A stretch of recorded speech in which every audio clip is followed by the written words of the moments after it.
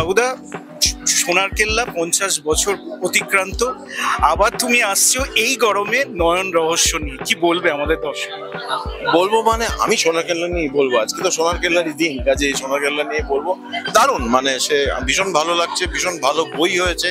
সিদ্ধার্থর সঙ্গে এটা অনেকদিন ধরেই আমার কথা হচ্ছিল, যদি এরকম একটা কিছু করা যায়। সিদ্ধার্থ নিজেরও ভীষণ ইচ্ছে ছিল, তো এতদিনে সে স্বপ্ন সফল হলো, বই বেরোলো। 50টা বছর পরেও সেই তোপসে এখনো বাঙালির হৃদয়ে একটা আলাদা জায়গা করে রেখেছে। তো এইটা নিয়ে বাবুদা, তোমার আগামী দিনে আরো কোনো ভাবনা আছে যে তোপসেকে আরো বাঙালির কাছে পৌঁছে দেবো? না, এর থেকে বেশি পৌঁছানোর কি দরকার আছে? আমার তো মনে হয় না, যথেষ্ট হয়েছে। কুশলদা, 50টা বছর কেটে গেল এই সোনার কেল্লার, এই বিষয়ে তুমি ছোট্ট করে কি বলবে?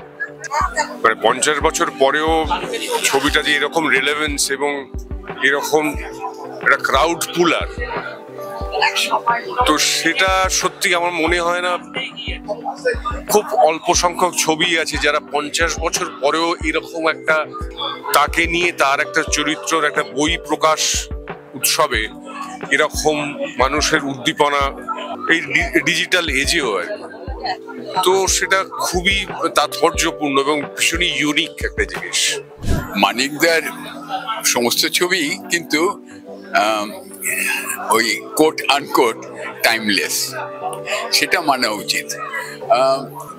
তোপসেটা অন্য কারণে আমরা সবাই মনে রাখি। তোপসে শুধু নয়, ফেলুদা বিশেষ করে, দি এন্টায়ার ফেলুদা সিরিজ, সেটা বাঙালির অ্যাডোলেসেন্সে ওটা চিরকালের জন্য গেঁথে রয়েছে। এবং তারা পরের জগতে, পরের জীবনে যখন তারা প্রাপ্তবয়স্ক হয়েছেন, কোথাও না কোথাও সেই ছেলে মানুষ লোকটা থেকে গেছে, যার জন্যে এই যে love and admiration for Feluda and the entire Jing Bang series, all the characters together that make the ensemble of Feluda series. Jotayu, অনেকেই রয়েছে, কামুদার in different persona. সেই জন্য কিন্তু ওটা আমাদের কাছে চিরকালের বুকের মধ্যে গেঁথে রয়েছে। ফেলুদার কোনো মান নেই। আজকে 50 বছর পরেও ফেলুদা মানে যেভাবে মানে আমাদেরকে নাড়া দেয়, সেটা তো আমরা এই ছোট গ্যাদারিং দেখেই বুঝতে পারছি। আগামীকাল শুনলাম সোনার কেল্লা নতুন ডিজিটাইজড প্রিন্ট দেখানো হবে নন্দনে। 5টায় যাচ্ছি দেখতে, এবং জানি যে অনুভূতি 74-এ, আমার 65-এর জন্ম, 9 বছর মতন বয়স ছিল, তখন যা হয়েছিল, যেভাবে লোম দাঁড়িয়ে গিয়েছিল, এবারও তাই হবে।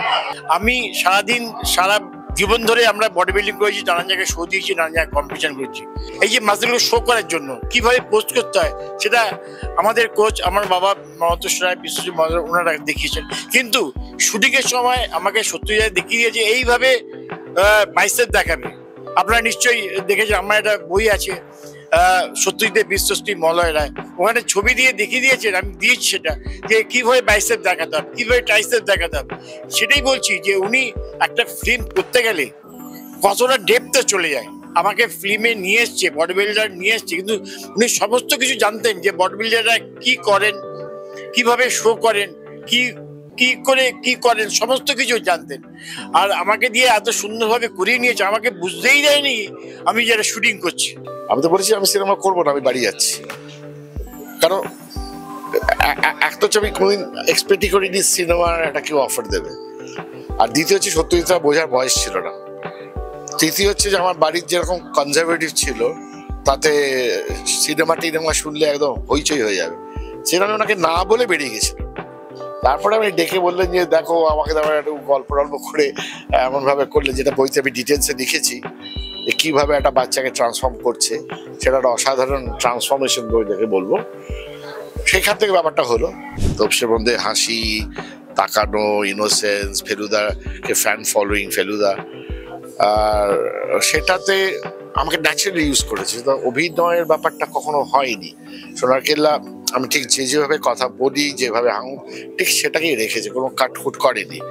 জবা ফেলুদাতে হয়তো আমি একটু স্টাইলবাজি করার চেষ্টা করেছিলাম, সেটাও বাদ দিয়ে দিয়েছে, সুবিধা করতে পারিনি। যাকে তখন আমি কলেজে পড়ি, একটু বুঝেছি কি ব্যাপার, আর নাম ডাকও হয়ে গেছে, লোকজন চেনে টেনে ইত্যাদি। বাট অভিনয় যেটা শিখিয়ে দিয়ে গেলেন, সেই অভিনয়টা এখনকার কোনো ছবিতে আমি করে উঠতে পারবো না, কারণ করতে দেবে না এরা বিভিন্ন কারণে। তাদের দিকে যে দোষটা আছে এরকম বলবো না, বাট আমি ওই অভিনয়টা করা ছাড়া আমি করতে পারবো না, সেটাই আমার স্টাইল।